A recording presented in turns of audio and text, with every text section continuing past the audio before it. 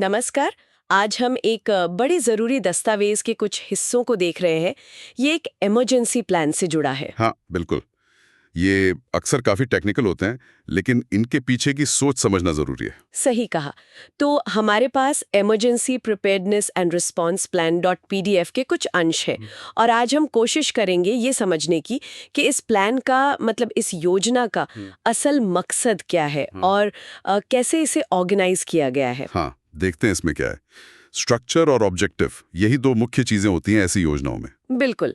तो सबसे पहले ये योजना जिसे EPRP कहा गया है, ये आखिर है किस लिए? दस्तावेज क्या कहता है? देखिए, साफ तौर पर लिखा है कि ये दुर्घटनाओं या कहीं तो खतरनाक घटनाओं से निपटने के लिए है। अच्छा। मतलब अगर कुछ गड़बड़ हो जाए, तो उसे प्रभावी ढंग से कैसे संभाला जाए, उसके लिए एक पूरा खाका है ये। और इसका बड़ा लक्ष्य क्या बताया गया है? सिर्फ चीजें संभालना या कुछ और भी? नहीं, से संभालना में इसमें दो मुख्य लक्ष्य बताए गए हैं। एक तो है पर्यावरण पर असर कम करना, ये जरूरी है। और दूसरा उतना ही जरूरी, लोगों और संपत्ति को जो नुकसान हो सकता है उसे घटाना।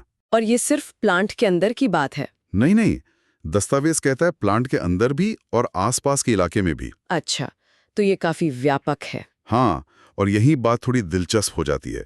देखिए, पर्यावरण और लोक संपत्ति दोनों पर फोकस करना, ये दिखाता है कि सोच कितनी समग्र है। मतलब सिर्फ अपनी फैक्ट्री नहीं बचाना। बिल्कुल, ये एक जिम्मेदार संगठन की निशानी है। आजकल रिस्क मैनेजमेंट में ये नजरिया बहुत अहम है। हाँ, ये बात तो है। अच्छा, तो ये तो हुआ कि करना क्या है, हाँ, पर करेगा कौन?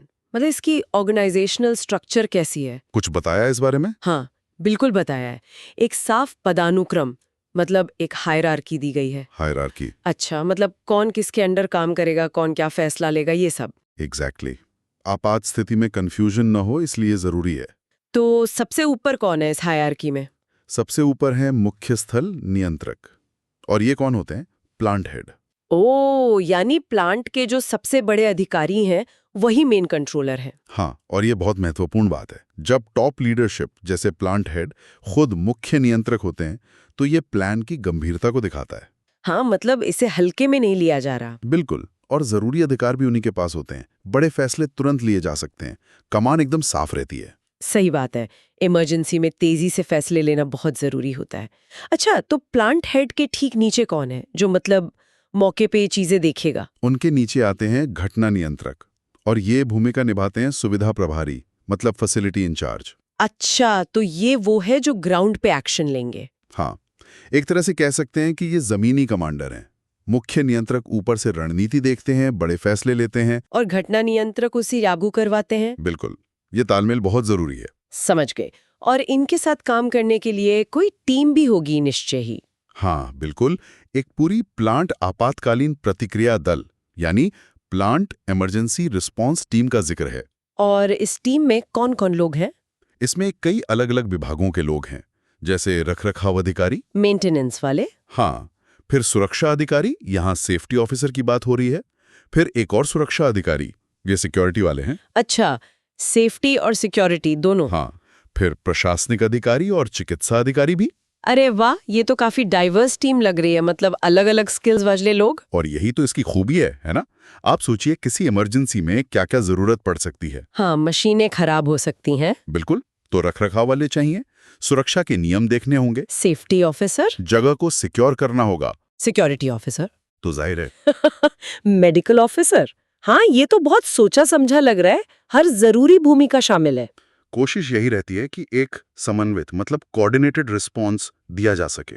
लेकिन एक सवाल मन में आता है, इतने सारे अलग अलग विभाग, जब अफरा तफरी मची हो तो क्या इनके बीच तालमेल बिठाना मुश्किल नहीं होता होगा? ये बहुत वैलिड पॉइंट है। देखिए, कागज पर टीम बनाना और उसे असल संकट में चलाना, इसमें फर्क होता है। हाँ, वही तो। यहीं पर ट्रेनिंग, मॉक ड्रिल्स, अभ्यास, इन सब का रोल आता है। समन्वय और साफ कम्युनिकेशन मतलब स्पष्ट संवाद ही इसकी सफलता की कुंजी है। बिल्कुल। और कम्युनिकेशन के लिए कोई सेंट्रल जगह भी तो चाहिए होगी। हाँ, दस्तावेज में आपातकालीन नियंत्रण केंद्र यानी इमरजेंसी कंट्रोल सेंटर का भी जिक्र है। कहाँ बताया गया ये? सुरक्षा मुख्य द्वार पर। हाँ। Security main gate. Main gate पर? वो क्यों? अक्सर मेन गेट ऐसी जगह होती है जहां पहुंचना आसान होता है। सुरक्षाकर्मी भी वहां मौजूद होते हैं। हाँ, ये तो है। और वहां से आना जाना कंट्रोल करना, कम्युनिकेशन के साधन लगाना, ये सब शायद ज़्यादा आसान होता है। एक तरह से ये ऑपरेशंस का नर्व सेंटर बन जाता है। समझ गई। तो अगर हम इन सब बातों को जोड़कर देखें, कुल मिलाकर ये योजना क्या करने की कोशिश कर रही है? हाँ, संक्षेप में कहें तो ये योजना साफ भूमिकाएं तय करती है, एक मल्टी स्किल टीम बनाती है और एक सेंट्रल कंट्रोल पॉइंट रखती है, ताकि आपात स्थितियों को प्रभावी ढंग से मैनेज किया जा सके और सबसे जरूरी पर्यावरण और लोगों की संपत्ति की सुरक्षा की जा सके। ये ढांचा सुनने में तो काफी मजबूत लगता है। संकट के समय में एक दिशा तो देता ही होगा। बिल्कुल, ये अराजकता में एक स्पष्टता लाने की कोशिश है। लेकिन यहीं पर एक गहरा सवाल भी उठता है। कैसा सवाल? कोई भी प्लान कितना भी अच्छा क्यों ना बना ले, क्या वो हर अनपेक्षित स्थिति, हर अनहोनी के लिए तैयार हो सकता है? असल दुनिया की इमरजेंसीज तो अक्सर प्लान के मुताबिक नहीं चलती। आप कह रहे हैं कि प्लान में लचीलापन मतलब फ्लेक्सिबिलिटी भी होनी चाहिए। एग्जैक्टली।